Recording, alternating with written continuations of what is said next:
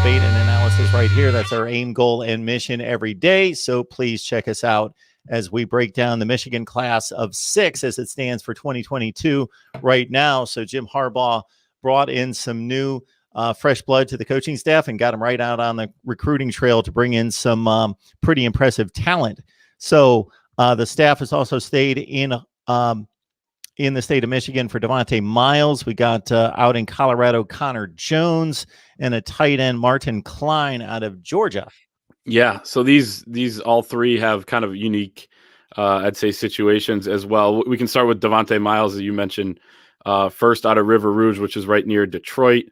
And this is a 3-star kid. I think he's more of a high upside type of kid for Michigan, kind of a big body that could, maybe play the 3 technique or the defensive end.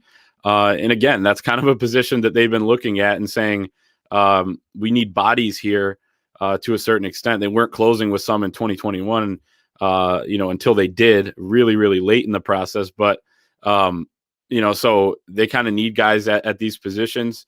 He's more of an under the radar kid. I wouldn't say he's an elite talent, but certainly can play, either the defensive end or 3 technique defensive tackle spot. And right out of your backyard as well, which I think helps keeping some of those guys home and maybe away from a Michigan State or a Penn State who likes to recruit in Detroit, or even Kentucky, who's been coming up and getting some talents. Then we could talk about Connor Jones out of Colorado, an offensive lineman. And his situation's a little bit unique as well, in that he was recruited by Ed Warner, who's now the former offensive line coach for Michigan, replaced now by Sharon Moore, who was a tight ends coach, got the promotion to O-line coach and co-offensive coordinator. So it looks like, through that transition, now that Warner's down at Florida Atlantic after being let go, it looks like he's going to be a Michigan pledge, at least right now. He's had conversations with Sharon Moore and, kind of the new offensive staff when you look at some of the shakeups that they had.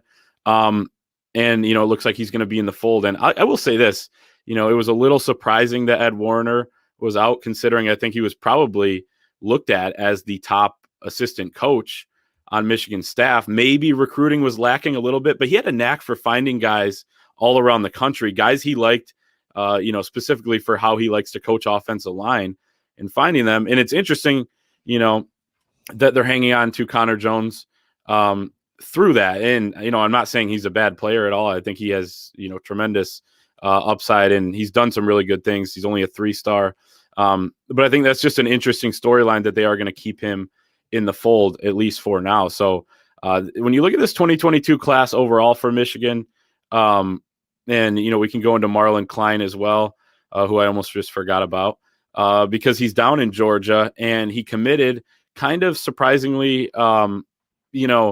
When he committed, it was like, all right, this kid's going to commit in like 2 days. And, nobody's heard that much about him. He's from Europe. So he's kind of new to football. And that's where Sharon Moore comes in, who's now, like I said, the offensive line coach, was the tight ends coach.